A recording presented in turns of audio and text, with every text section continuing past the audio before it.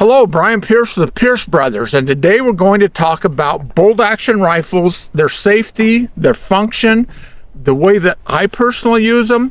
And so let's begin with the Winchester Model 70. Well, before I get to that, there's a lot of people right now. This is October as we're filming this. A lot of people heading into the field. That time of season. I've actually hunted with a lot of different people over the years, and there are a lot of different camps. I've seen a lot of different levels of skill and knowledge of their guns, and so I just thought, let's just talk about this. Education's always a powerful tool to understand how something works. And I'll share why I do things the way I personally do. If someone does it different, that's fine. But I'm going to just explain how and why I do it the way I do. So let's begin with the Winchester Model 70. This one's just a post 64. It's actually a classic action. Shortly after the Model 70 was introduced in 1935, they soon came out with the 3-position wing safety. Just a brief explanation of how that works. So here we're going to cock the action, and the wing safety swings to the side. The advantage of it is you can operate it and lower it very quietly, and in the field that's important. But it's a 3-position. In the rearmost position, the bolt is locked and the safety is engaged. The actual striker or firing pin is blocked. In this position, it remains the striker remains blocked, but now you can open the bolt. So the reason this is important, well, let me finish. And of course, the forward position is ready to fire. The reason that's important to know is that many hunters run into the field, they chamber around, they put their safety on, and they hunt all day, they do whatever, they come back into camp, and the advantage here is they can put it in the middle position, they can remove that round from the chamber without ever that rifle having a chance to fire. So that's the Model 70, and I just kind of want to talk about the different functions, because not all bolt guns are the same. Now we're gonna go right to the Remington 700, which is another very significant popular rifle. This is an early 60s model. It was originally introduced in 1962. This one's made not long after that, and the safety on this one is kind of a concern. In fact, it got Remington sued in that when the rifle's in this position, there's a 2-position safety on this. When it's in this position, the bolt handle's locked. So somebody goes out, they hunt all day, they take a fall or two, they get rain, snow in it, whatever, and the house trigger mechanism can fail. So what happens is they push the safety forward, and bang, the gun has fired. And that got Remington in a lot of financial difficulty. But the problem is you can't remove the round without pushing the safety forward. So to go back, I actually in high school had a friend that was killed in an accident from that very issue. His uncle had been hunting, and they were camped on this knoll, and the uncle came in, went to take the safety off. He was a little ways out of camp. Went to remove the round from the chamber of the rifle, and when he pushed the safety forward, it fired and hit my friend right in the chest, and it was over. So let's fast forward a minute and go right to a change that Remington made that was a direct result of that. And here's a later Model 700 Remington made around 2000, and if you notice how this one functions, the safety still looks like a standard 2-position, but the difference is with the safety engaged all the way back, that bolt can be lifted. It cannot fire or should not fire in that position. So now some hunters complain, well, now I'm in the field and the bolt can get knocked open. We're going to address that in a few minutes, but I just wanted you to understand how the differences in Model 700 safeties. So moving along, and this one I'll be very brief on. Here's a FN Mauser 98 action, very popular. A lot of these guns out there, and in other words, it's a commercial. Most of these in commercial form had a 3-position sliding safety right here, so it worked very much the same way as the Model 70. In the rear position, the bolt's locked, you cannot lift it. In the middle position, you cannot fire, but you can now lift the bolt to remove a round from the chamber without the rifle being able to be fired. And of course, the forward position is ready to fire. So Now, moving along, Savage, and they weren't always this way, but they, of course, have a tang safety, and it's positioned back here, and it's also 3-position. This is currently the system that Savage is with. So when you put it, when it's back here, again, the bolt's locked. You go to unload, you go to the middle position, and they do give you the red light at that point. But I can remove the round, but neither can I fire the gun. Now all the way forward in that position, the gun's ready to fire. So just helping you understand the positions of things. Another very popular rifle is the Weatherby Mark V, and this gun also is in the lock position, both locked. You have to go into the fire position to unlock the bolt and remove a round from the chamber. So now we get a little bit more complicated. The Ruger 77, the M77, it's actually gone through 3 generations of design and development, and the early ones, of course, had a this being an earlier one, it's not a flat bolt, but it was introduced in 1968. But they had a tang safety, and in this position the bolt is locked when it's back. And now to remove a round from the chamber, you have to take the safety off, remove the round, but in that position the rifle can also fire. So it's only a 2-position. Now in the 1980s they upgraded that safety to similar to what Remington did, in that now in the fire position, or excuse me, in the safe position, the bolt can be lifted and the round removed from the chamber.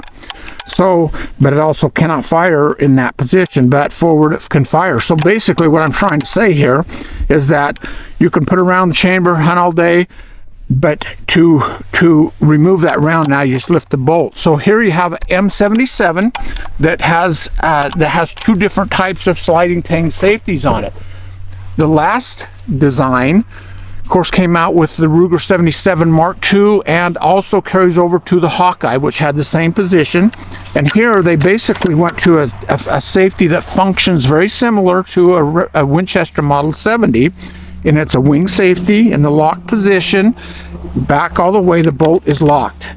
In the middle position, you can open the bolt, but again, you cannot fire the rifle. So you can safely remove a round from the chamber. Of course, in the forward position, you're ready to fire. So there you have an understanding of how some of the more popular rifles on the market work. Now, let's get to kind of the chase of the video, and that is, I've been in many camps where people often just throw a rifle, or they get ready to hunt. Boy, they absolutely are going to chamber around, put it on safety, and they're going to head out to the far country, and they're going to carry that rifle all day with around the chamber. And the problem is, so they're using that rifle over their shoulder. They're using the rifle as a walking stick. It's steep, it's rocky, whatever, and the rifle's here or there. They're usually hunting with somebody else, and that rifle is what I consider hot, meaning that you're only relying on a safety mechanism for protection. And now I got to say this, if you don't understand anything else in this video, understand this: any mechanical device can fail at any time. So even though we have some wonderfully designed rifles and safeties, and I have my preferences of which safeties I prefer and why, in spite of that, I don't trust any safety. I've worked on guns more than 50 years, and I just don't trust mechanical devices. So here's kind of how I prefer to do it and why. So I'm going to go out and hunt Alaska or Canada or wherever I'm going. I take off, my chamber is empty.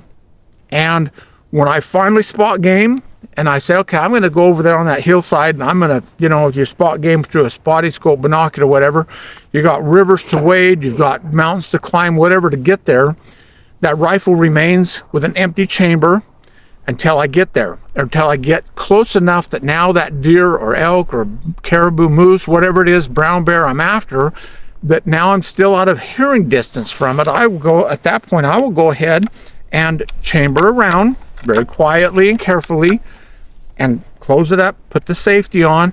And at this point, I handle that rifle with super caution.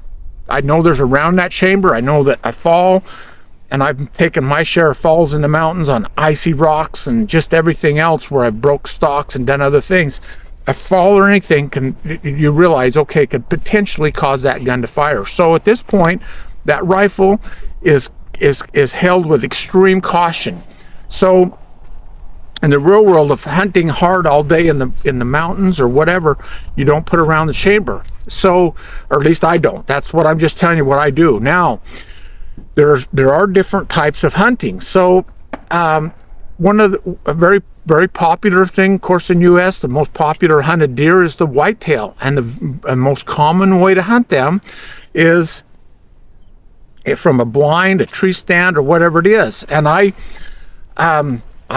hunted my share of whitetail across many, many different states, and under those circumstances, I'd absolutely put a round in the chamber, put the safety on.